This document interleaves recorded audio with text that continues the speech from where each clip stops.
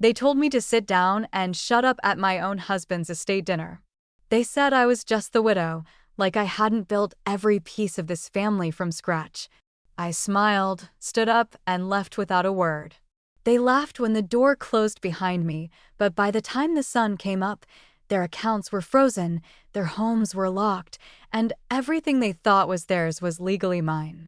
And I wasn't done yet.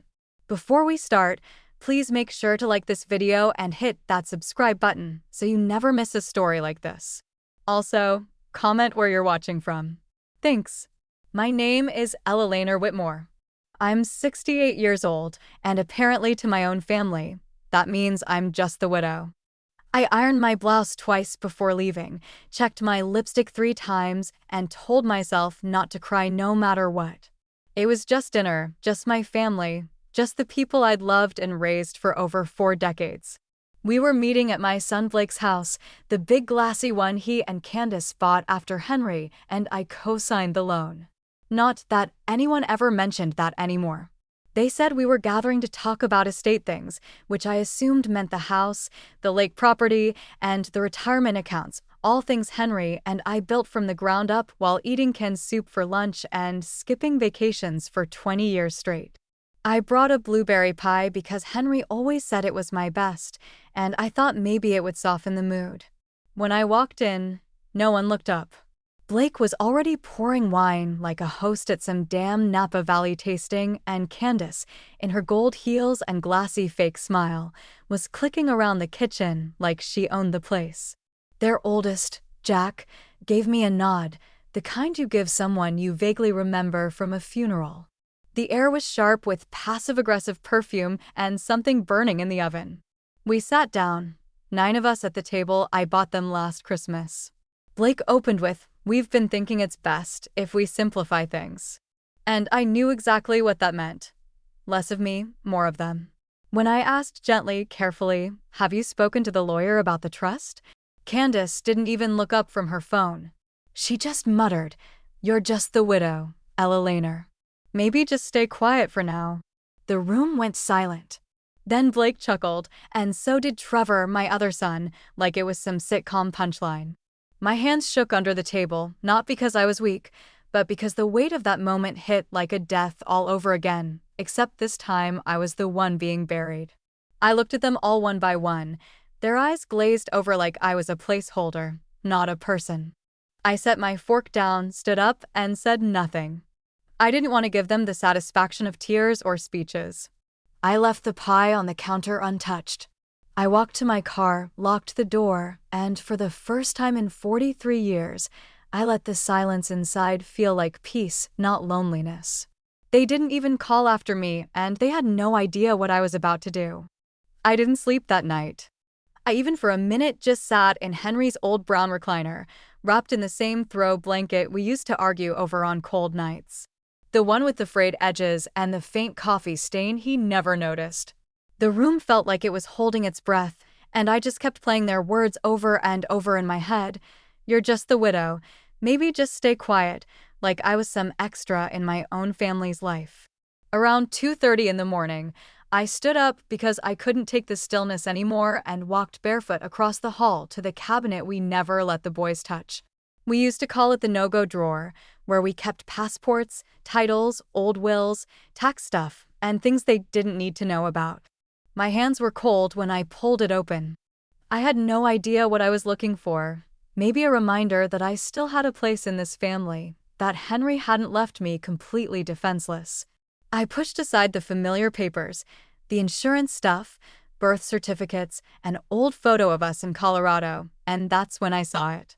A thick white envelope wedged in the back, labeled in Henry's handwriting with one word, Eleanor. I stared at it like it might disappear.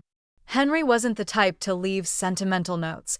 He showed love by making sure the tires were rotated and the gutters didn't clog, not through letters. I opened it slowly, my hands already shaking, and inside was a single page of notebook paper and a stack of clipped documents behind it.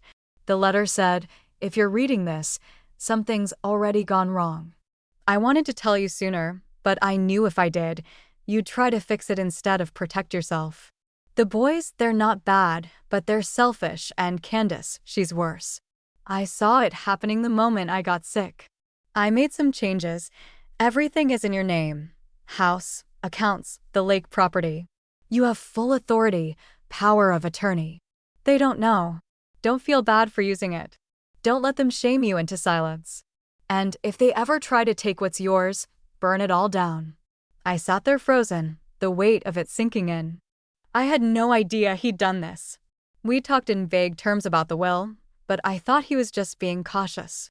I looked through the documents, official, notarized, sealed with our lawyer Alan's stamp, everything legal and binding.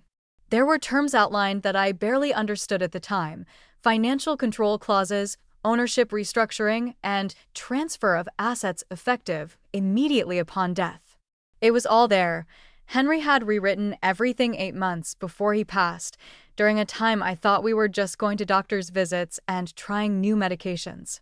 He had done it quietly, with total clarity, probably after seeing Blake sniffing around his business records and Candace asking those strange, smiling questions about next steps. I could practically hear Henry's voice telling me to stay sharp, to stop underestimating my own power. I made tea just to keep my hands busy, even though I didn't drink it. I paced the kitchen a few times, pulled the documents back. I checked the signature dates. It was real, all of it. The more I stared at it, the more I felt something shift. That feeling of being invisible, like I was just a tag-along in someone else's legacy, was replaced with something else: control. At 3:47 a.m., I picked up the landline and called Alan Kramer, our lawyer for over 30 years. He was the one who used to slip Henry fishing magazines during meetings and always called me Mrs. Whitmore, even after I told him to stop. He answered after 4 rings, groggy but alert. Once I said my name, I didn't waste time. I said, "Henry left everything to me. I found the paperwork. I want to activate it today." He paused for a second, then asked if anyone else knew. I told him, "No, not yet." "Good," he said. "Don't tell them. I'll be there by 9 with everything you need." I hung up and just stood in the hallway, staring at the old wedding photo on the wall, us on the courthouse steps, young and scared, but completely in sync. I touched the frame and whispered, "I've got it now. You don't have to worry anymore." Then I sat back down, folded the documents into a clean manila folder, and placed it in my purse like it was a weapon, because that's exactly what it was. If they thought I was going to sit quietly while they carved up my life, they were about to learn exactly what kind of woman they'd pushed out the door. By the time Alan rang the doorbell at 8:57 a.m., I was already dressed, makeup done, hair pinned back the way Henry liked it, with the documents spread across the dining table like a war map and a notebook filled with questions I'd written in the margins while pacing the night before. He stepped inside with his briefcase and that same worn-out leather folder he'd been carrying since the boys were in grade school. When he saw the envelope Henry left me, his expression shifted from professional concern to something closer to grim respect. We spent 2 hours going through every clause, every legal term, every trigger point, and by 11:15, I had signed 6 documents that transferred control of every asset, property, account, and business interest under my name. Alan made the final call to the estate manager, giving them verbal confirmation that all instructions should now come from me, not Blake, not Trevor, not even the trust, just me. It felt surreal hearing him say it out loud. All further authorization rests solely with Mrs. Eleanor Whitmore. I don't think I breathed for a full minute. Then he looked at me and asked, "Do you want them to find out through their accounts, or do you want to call a meeting?" I thought about it for a second, then told him, "Let them feel it. Let it hit like a car crash." He smiled. "Good, that's the Eleanor I remember." And just like that, it was done. I spent the rest of the afternoon on the phone with Henry's brokerage manager, the property firm, the title company, and the accountant, each one confirming that yes, my name was now the only name that mattered. By 3 p.m., I got a text from Blake. "Hey, weird question, but do you know why the cabin account's locked?" I didn't answer. 5 minutes later, Candace called. I let it go to voicemail. Her tone was sharp and sugary, the way it always is when she thinks she's about to manipulate something out of you. By 4:30, the group chat lit up with messages about unexpected account issues, and Trevor, who rarely says anything at all, finally sent, "Did someone change the access on Mom's end?" That's when I knew the panic had started. They hadn't even begun to realize what I'd done yet, but the tremor had hit and the aftershocks were coming. I waited until 5:05, just as I knew they'd all be back at Blake's for another strategy dinner. I walked up the stone path with a folder in my hands and knocked on the door like I was just there to drop off a casserole. Blake opened it, confused, irritated, with a fake smile barely holding up. I walked in, set the folder on the counter, and said, "You all might want to sit down." They didn't, of course they didn't. Candace leaned against the counter with her arms crossed, and Trevor stayed in the hallway like he might back out.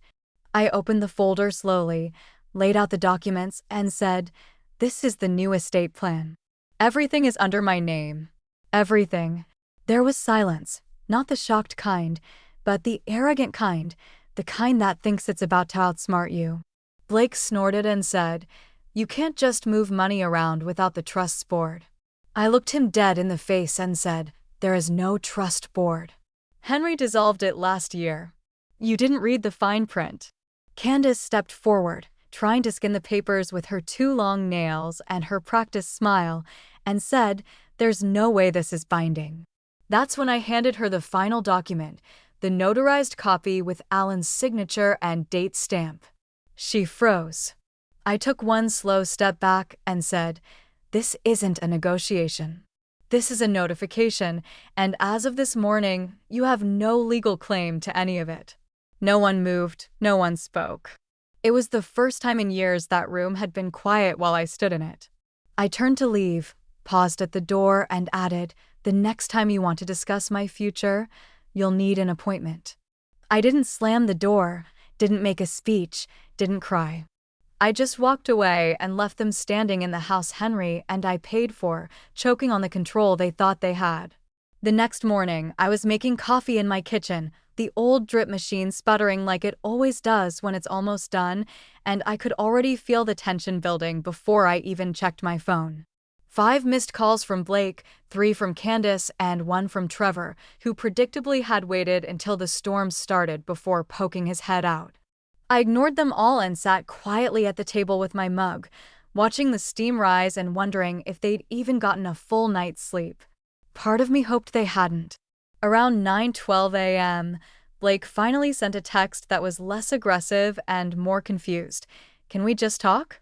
That told me everything they were feeling. Unraveling by noon, Alan called to tell me that Blake had tried to access 2 accounts from his business laptop and both attempts were flagged by the system. I told Alan, "Good, let him dig." An hour later, Candace showed up at my front door uninvited, wearing oversized sunglasses like I wouldn't recognize her through tinted plastic and lip filler. I didn't invite her in. She stood on the porch like she was delivering bad news to a neighbor she hated. "Eleanor, we're all a little confused here," she started with that tight smile and that voice she always uses when she's pretending not to be furious. "Why would Henry do this behind everyone's back?" I looked her straight in the eye and said, "Maybe because he knew what you'd do in front of it." She flinched like I'd slapped her. I added, "You should leave. This is trespassing." She tried to throw out some passive threat about lawyers, but I closed the door before she finished. 10 minutes later, Trevor called, voice low like he didn't want his wife to hear him. "Mom, I didn't know about any of this. I thought the trust was just automatic. I didn't even know Candace and Blake were pushing for control." I could hear the guilt, or maybe just the fear of being cut off, and I said, "You had every chance to ask me directly. You didn't. That silence is your signature." He didn't respond, just hung up. That night, I cooked myself dinner for 1, roasted chicken, garlic mashed potatoes, green beans with lemon, because I was done eating scraps while others feasted off my sacrifices. As I was pouring a glass of wine, the landline rang again, and this time it was Ava, Blake and Candace's 17-year-old daughter, the only one who ever looked me in the eye during family dinners. Her voice was quiet, almost shaking. "Grandma, I don't know what's going on, but Mom and Dad are freaking out. They said something about money being gone and the house being in trouble. Are you okay?" That hit me harder than anything else. I softened. "I'm fine, sweetheart. You didn't do anything wrong." She hesitated, then whispered, "I miss Grandpa. He would have hated this." I swallowed hard and told her the truth. That's why he fixed it before it broke.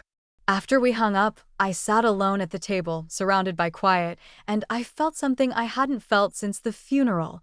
Not grief, not rage, but clarity.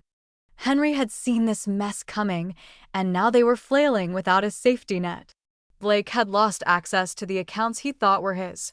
Candace had no legal hold on the house she bragged about to her yoga friends. Trevor was just now realizing that silence didn't mean innocence, and Ava, the only one with any heart left in that family, was caught in the middle. I knew this was only the beginning. People like them don't fold. They scramble, they twist, they look for loopholes. But what they didn't understand yet was that I wasn't some grieving old woman waiting for their approval. I was the firewall now, and if they wanted to challenge me, they'd better come prepared for the next blow. I shut the door on Candace and sent that message without saying a word. Alan called again, this time with a tone that made me sit down before he even started talking. "There's something you need to see," he said, and an hour later I was sitting across from him in his office, the same place Henry and I used to go every April to sign papers and drink burnt coffee out of tiny chipped mugs. He slid a folder across the desk without saying a word, and when I opened it, I didn't understand at first. Just a bunch of bank statements, account transfers, loan agreements, all with Blake's name on them. "He used your husband's business line of credit as collateral," Alan said finally.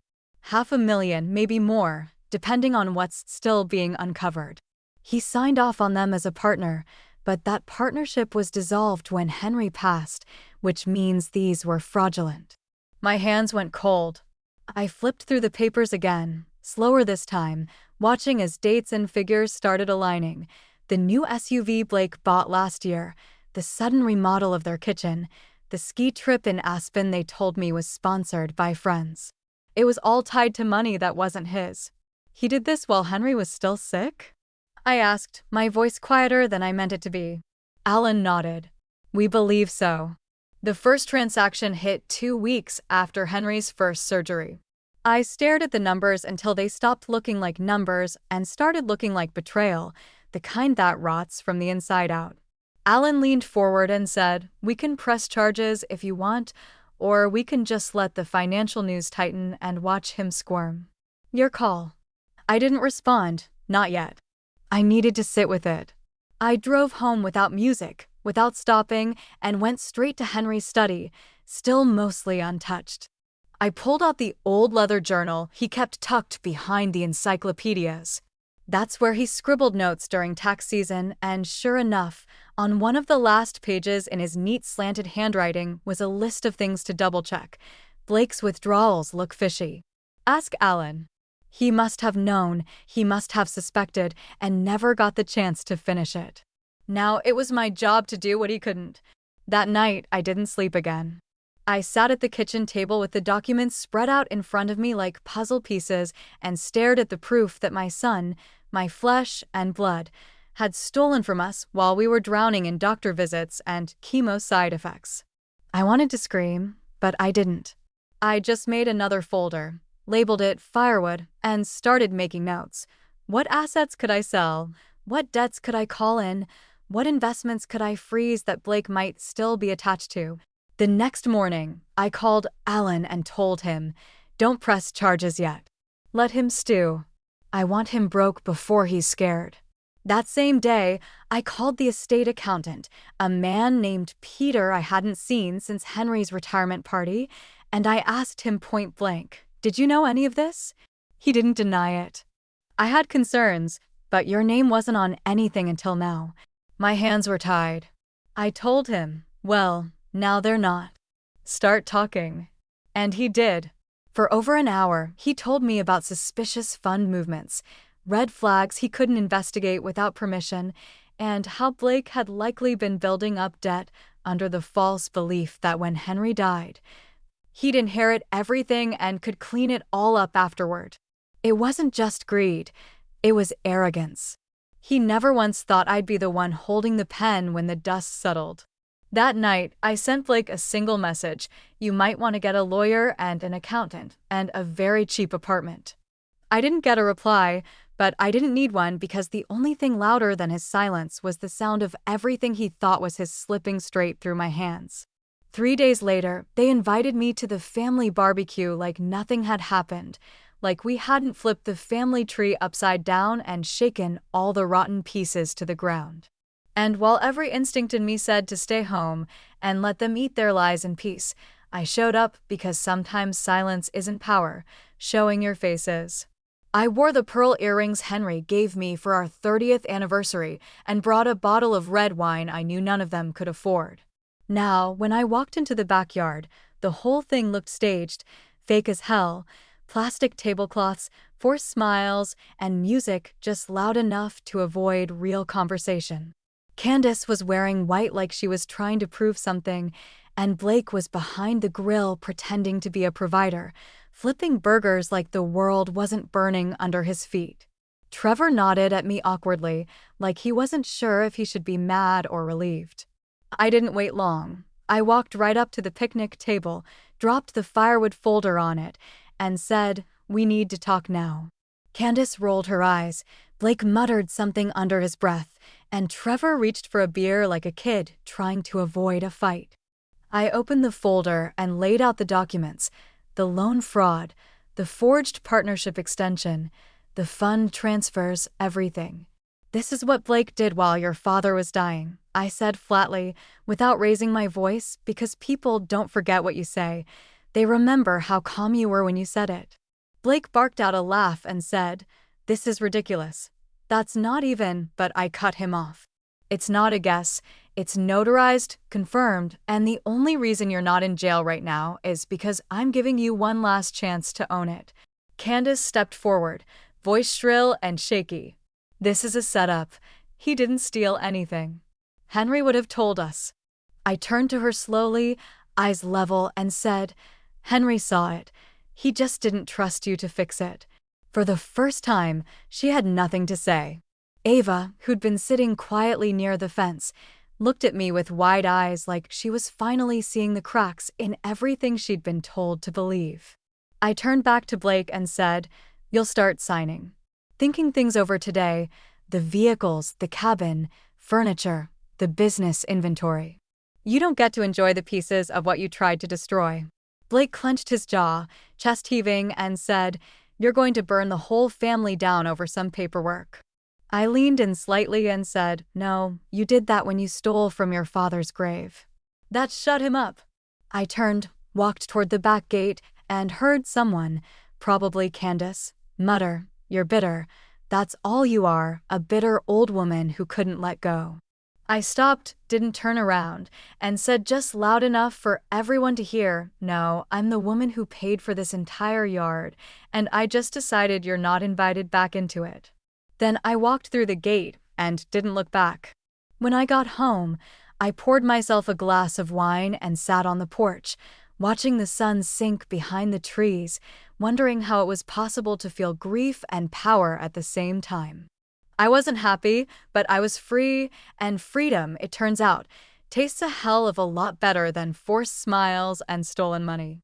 The following Monday, I met with the real estate attorney and gave him the list of properties Henry and I still legally owned: the lake house Blake bragged about on Instagram, the downtown condo Trevor had been secretly renting out for under-the-table cash, and even the SUV Candace used to drive Ava to school in while calling it a gift from Blake's hard work, when in reality, the lease had my husband's signature on it and was now legally mine. I signed the sale orders one by one. No hesitation, no ceremony, just clean, cold signatures that felt like removing tumors from the body of a family that had stopped functioning years ago. The lawyer asked if I wanted to notify them personally or let the paperwork speak for itself, and I said, They didn't invite me into the room when they thought they were dividing the kingdom. I'm not giving them a stage now that it's collapsing. By Friday, Blake's business account had been drained of illegal equity. Candace's credit cards were declined at a boutique in Westport, and Trevor called me, sounding breathless, asking if the building manager was serious about terminating his lease. Yes, I said, and the next person living there will pay rent like the rest of the world. Candace, of course, didn't go down quietly. She showed up again, this time red-faced, screaming at my front steps like a banshee in designer heels, demanding answers and threatening to expose me for elder abuse, even though I was standing there with better posture, better legal footing, and frankly, better skin than she had despite all the injectables. I didn't open the door. I didn't speak. I just stood there behind the window with the blinds slightly cracked and watched her unravel until she gave up and stormed off. The next morning, I had a locksmith change the locks at the cabin. The day after that, the SUV was picked up from Blake's driveway mid-brunch while his neighbors watched from behind their hedges. I wasn't doing this for revenge. I was doing it to reclaim what was mine, what Henry and I built brick by brick while the rest of them watched from the sidelines and waited for the inheritance buffet to open. Ava texted me that night. Dad is losing it. They're talking about moving in with Aunt Brenda. Is this permanent? I stared at the screen for a minute before replying. Actions are permanent, so are consequences. She didn't respond, but I saw her typing and stopping a few times like she wanted to say more. I understood she was stuck between the people who raised her and the truth they never wanted her to see. That night, I slept better than I had in months. No dreams, no tossing, just a deep quiet that settled in my bones like peace finally punching through the noise. When I woke up, I had a new email from the estate's financial advisor confirming that every major asset had been reclaimed, liquidated, or reassigned. The message ended with one sentence I couldn't stop rereading. You now hold 100% control. For the first time since Henry died, I actually believed it. I was halfway through my morning toast when the doorbell rang, and before I could even reach the front window to peek, I saw a white envelope slide under the door. No return address, just my name printed in shaky handwriting. At first, I thought it might be from Ava, maybe something handwritten she didn't want to send by text. But when I opened it, what fell out stopped me cold. A copy of a psychiatric recommendation form, and signed but marked with an aggressive red highlighter around the words "Capacity Evaluation Recommended." I knew what it was immediately. I'd seen enough of Henry's legal briefs over the years to recognize a setup when I saw one. Someone, and I didn't need a second to guess who, was trying to file paperwork to challenge my control of the estate under the claim that I was mentally unfit. I held the page between my fingers and didn't feel fear, just this cold, slow-burning insult like they'd finally run out of courage and were resorting to cowardice. That afternoon, I drove to Alan's office and dropped the envelope on his desk without a word. He glanced through it, eyebrows lifting slowly, and said, "They actually went this route. That's bold." I nodded once and said, "Trace it. I want to know who ordered the evaluation, who wrote it, and who forged that access." 2 days later, Alan called me back with a voice as sharp as I'd ever heard it. It was Candace. She approached a notary who owed her a favor and tried to backdate the file. "We've got emails." One of the assistants turned it over voluntarily. Apparently, she didn't like being asked to commit a felony on a Sunday morning. I said, "Press charges." He said, "Already in motion." That evening, a county sheriff's vehicle pulled into Blake's driveway while they were loading groceries into the back of a borrowed sedan. The neighbors came out like flies to sugar. Candace screamed and shouted and sobbed like someone who'd rehearsed it 1,000 times, but it didn't stop them from coming. I found her on the sidewalk and read her the charges: forgery, fraud, attempted abuse of the court system. Blake tried to intervene, but the deputy shut him down instantly with a hand on his chest. I wasn't there to see it, but Ava told me later. She said it quietly, like she was ashamed to know them. She tried to say it was your fault, Ava whispered, but nobody believed her, not even Dad. I told Ava some people don't break. They rot from the inside until there's nothing left but noise. She didn't say anything after that, but I could hear her breathing on the line, and for once, it felt like maybe someone in that house saw through the curtain. That night, I poured a drink, opened the old photo album Henry used to flip through when he missed the boys, and stared at their toddler faces. Not because I missed them, but because I needed to remind myself that I loved them once. You don't do what I did out of hatred. You do it because you were the only one who remembered how much was sacrificed to build it all. And if protecting that meant sending one of them to jail, so be it. Candace had bet everything on the idea that I'd fold, that I'd feel embarrassed or weak or too old to fight. She didn't realize I stopped being afraid the day they told me to sit quietly like a shadow in a room I paid for. Now I was done being polite, and this time I was going to finish the job. The courthouse hearing for Candace's arraignment was short and brutal, just like the damage she tried to cause, and I didn't even bother attending. Alan sent me a message after with 3 words that said it all. She took a deal. I didn't need details. I knew Candace would never risk trial, not with digital records tied to her personal email and witness statements from the notary's assistant who gave a sworn deposition in exchange for immunity. The plea bargain meant no jail time, but a permanent record and a fine big enough to rattle their last few months of financial stability. Blake didn't speak to me at all after that, not even to defend her, not even to threaten me, just radio silence, the kind that lets you know someone's finally realized the ground beneath them is gone. I spent the next week shifting gears, not out of revenge anymore, but necessity. There were taxes to file, property closures to finalize, and most of all, decisions to make about what this entire fight would mean now that the smoke had cleared.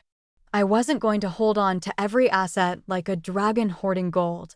That had never been the point. I just wanted what was mine and what Henry and I built to be protected from rot.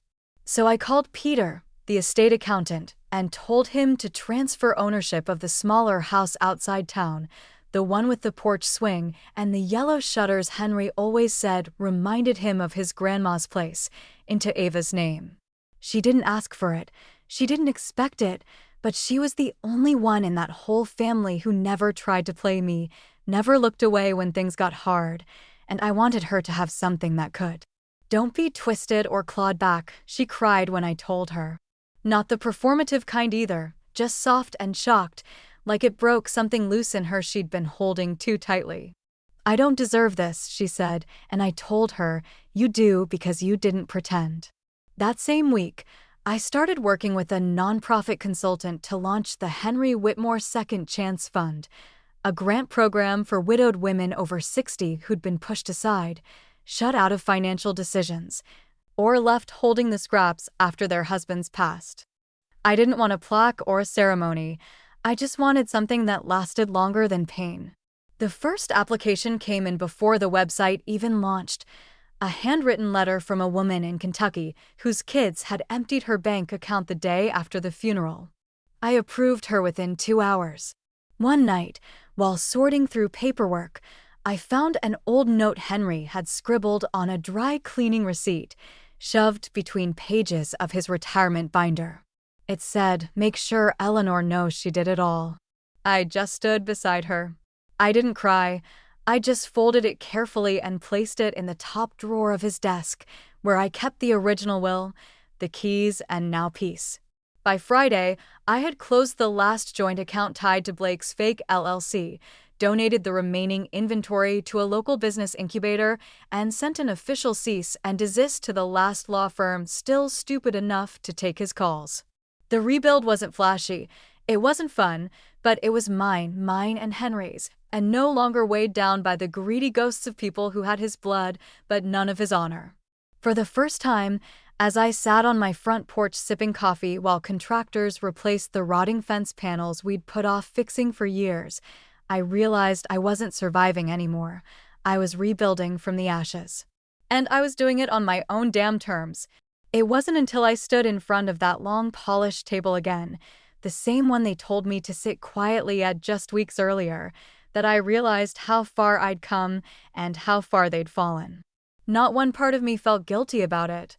Blake had sent the invitation himself, though he worded it like a casual get-together, some nonsense about reconnecting and resetting, like this was a technical error or a family glitch we could patch over with burgers and forced apologies. I didn't go to forgive anyone. I went because sometimes the people who try to erase you need to see you standing at full height, no longer asking for permission to exist. Candace wasn't there. Part of her deal with the state involved staying away from me for at least 6 months. Trevor hovered in the background like he wanted to say something but didn't know how to start.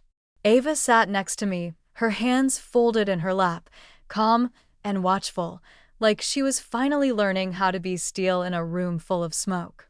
Blake stood at the head of the table like it was still his house, still his legacy, but even he looked smaller now, thinner, drained, like he'd finally STO.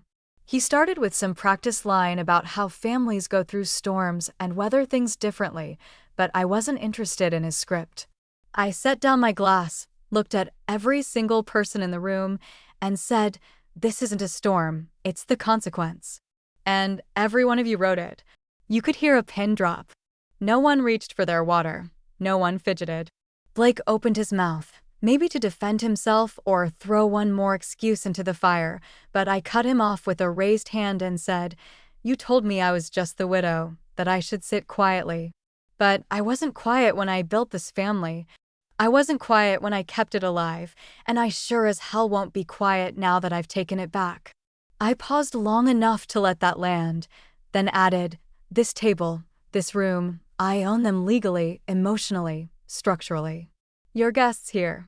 I stood up without waiting for a response, and as I walked toward the door, I turned back one last time and said, "You don't have to like me, you just have to understand that I'm done making myself small so you can feel big." Then I left, not because I was angry, but because I was finished. Outside, the sky was sharp and clean, the kind of light Henry used to say was perfect for yard work. As I got into my car, I didn't feel victorious or smug or even proud. I felt settled. I'd fought the fire and walked through it, and now I got to rebuild, not because someone gave me permission, but because I gave it to myself. And that, more than any revenge or inheritance or title, was the win I never thought I'd get but damn well earned.